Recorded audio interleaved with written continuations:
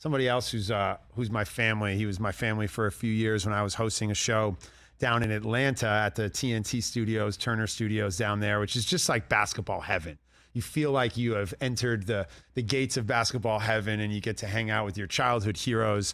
Hosted a show with him called The Warm Up that was on NBA Twitter. He's still down there at NBA TV. It's my co-host, it's Ro Parrish. He joins the show now. How you doing, man?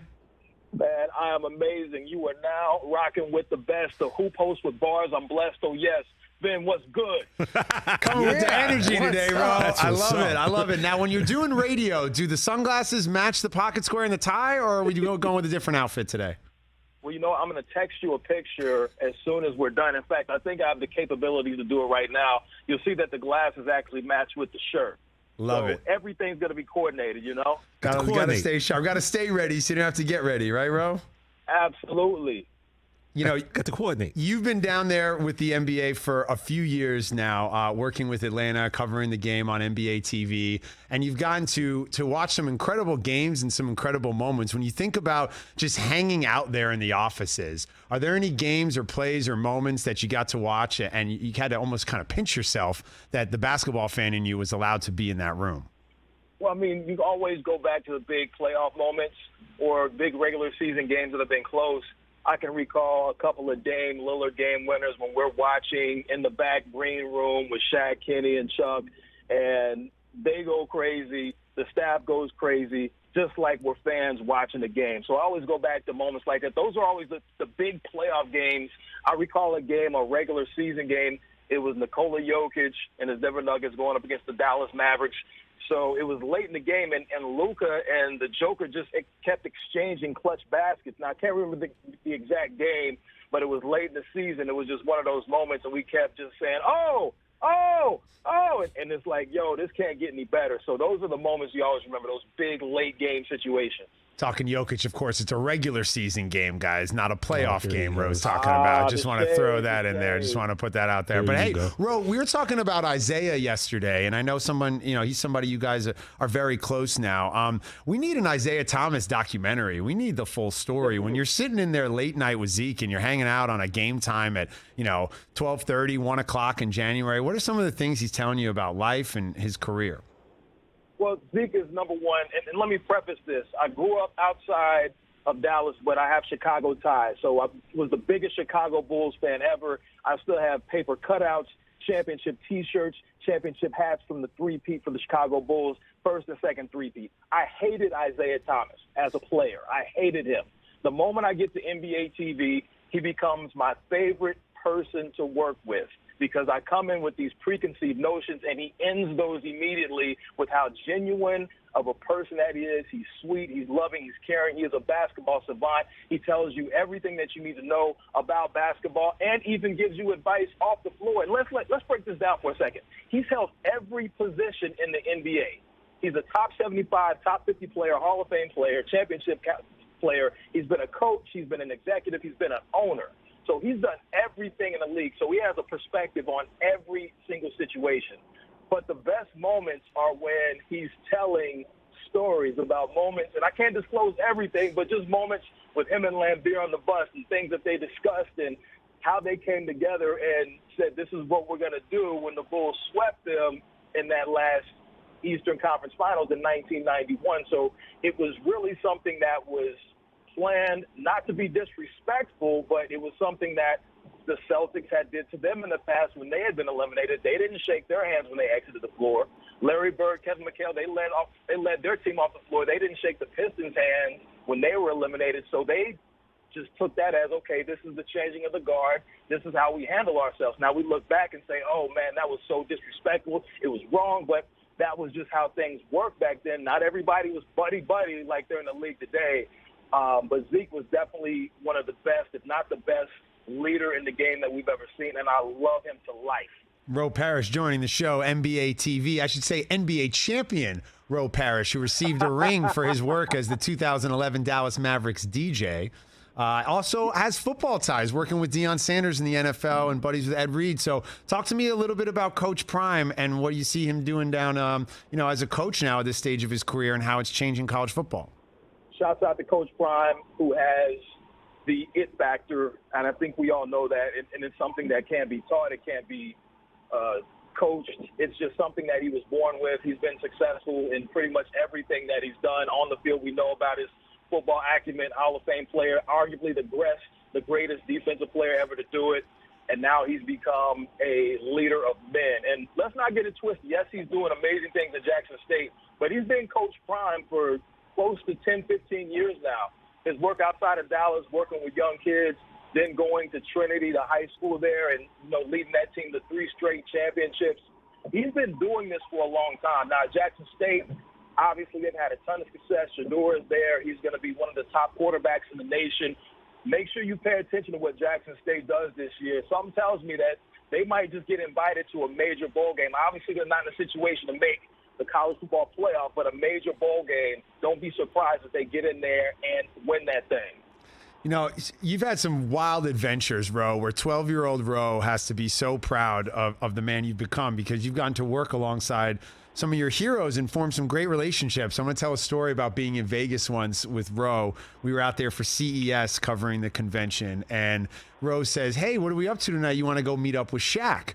And I'm thinking, Shaq? Las Vegas? I've heard the stories. Yeah. This is going to be crazy. Yeah. Sign me up. Where are we going to dinner? Where's the table? Where's the after party?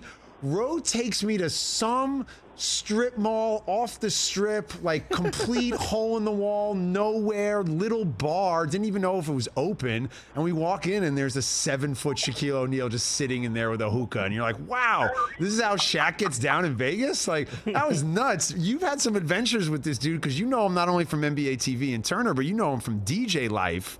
What's it like been becoming buddies with Shaq? Man, Shaq is my brother. He is utterly amazing, a great human being who is a big-ass kid. Sorry I curse, but I'm just going to call it like I see it. He's literally a 14-year-old in a 50-year-old man's body, good heart, always ready to have fun, always doing crazy stuff. We've done all types of skits on social media, some that we can't post because they would get us in trouble, but we've done a lot of things.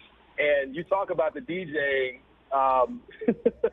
One of our higher-ups saw a video of one of the concerts that we did out there. She was like, you can't do that anymore. You need to come off stage because Shaq obviously knows that I'm that guy. I'm a retired DJ. I'm familiar with that life. So when you're on stage with Shaq and he's rocking it out and you got bottles in your hand and you're pouring it, in chicks' mouths, that's not really something that's acceptable by the people at Turner Sports. No, but a good value. Hey, listen, I once went to a Victoria's Secret keg party with Lauren Conrad, and the president of the E! Channel called me into his office and said, Ben, if you ever go to a party like that ever again, you have to invite me. So we've all been there.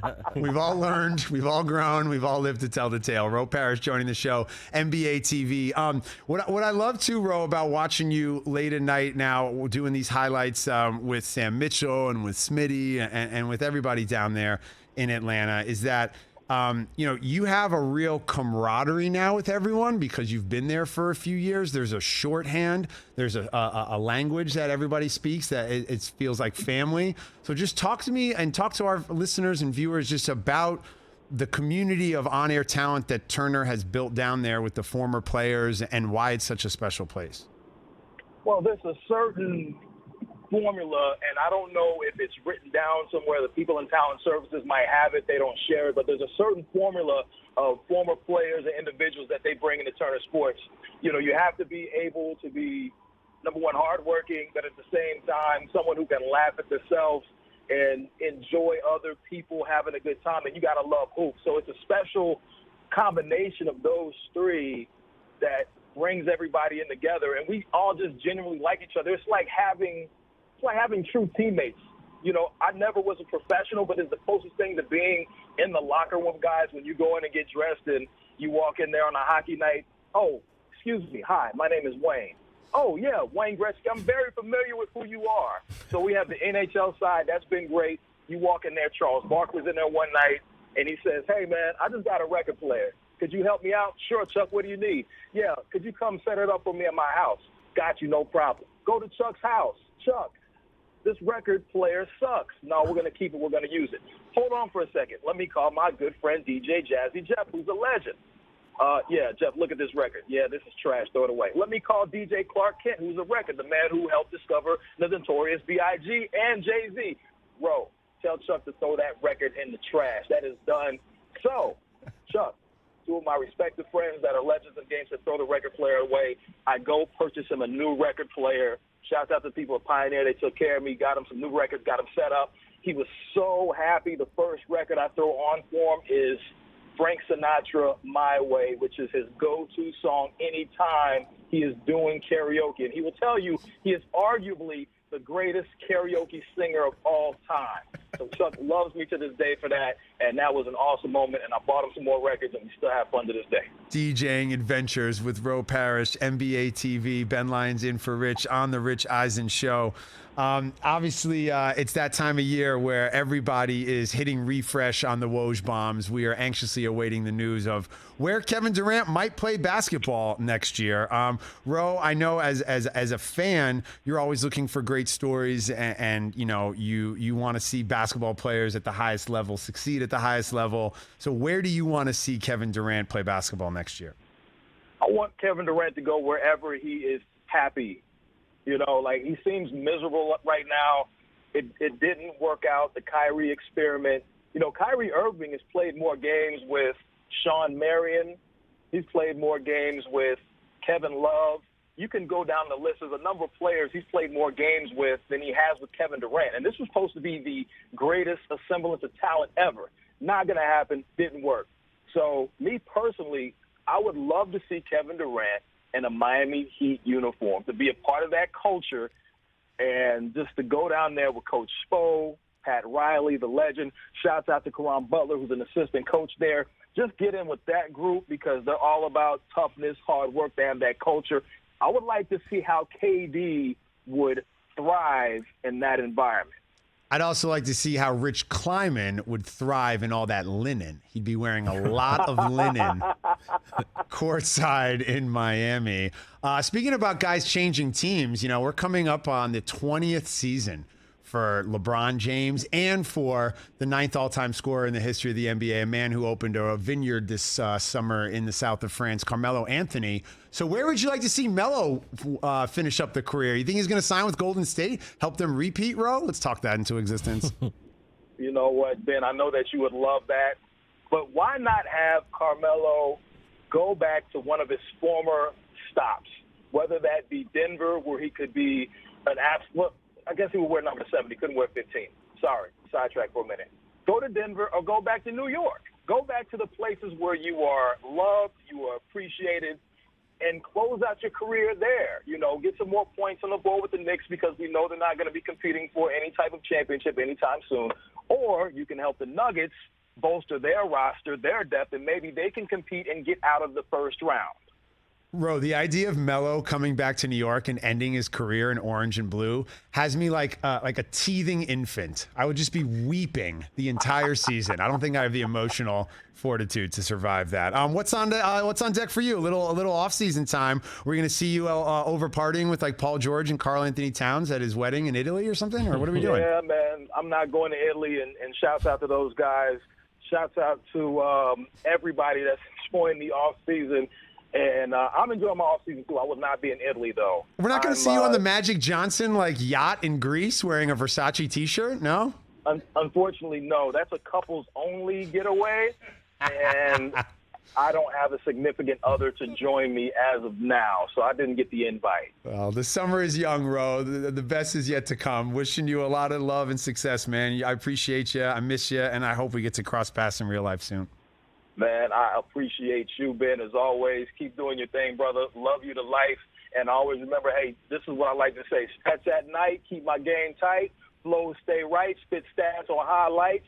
Who else on TV can do it like he? My name's not Mike, but they want to be like me. That's all I got. Ro Parrish, drop the mic. Bars. There it is. Appreciate you elevating the show. Ro came to spit. Ro came with the bars. That's what's up. And the pocket square matches the brooch. Hey, come on. What? All day. Killer. All day. My man. It's called fashion, folks. Fashion.